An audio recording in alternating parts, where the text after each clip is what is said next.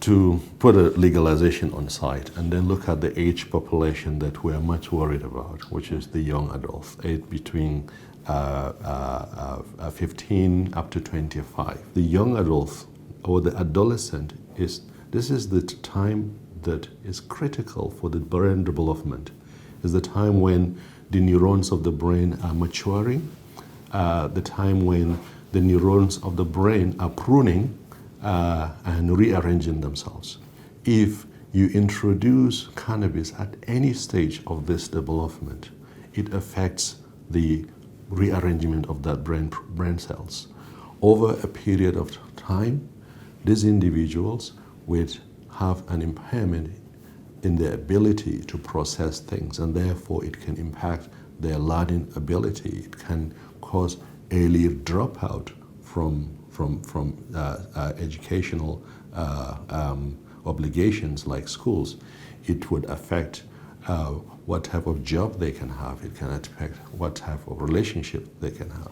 Some of them, not all of them, some of them have a drop on IQ of an average points about 10. So, but again, this study that we're talking about had been criticized with the size, that the size of the study isn't big enough. And this is generalizable because of the size of the study. Cannabis alone is neither necessary nor sufficient to cause psychosis. So it interacts with factors, whether it is gene or environment.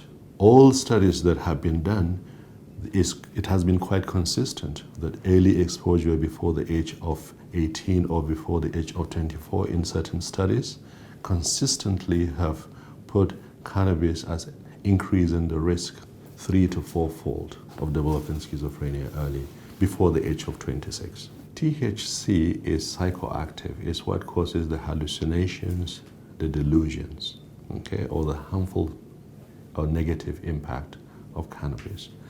And then the CBD is the good part of cannabis. It's what we use for treatment of nausea in people who are taking cancer medication, or in people who have decreased appetite.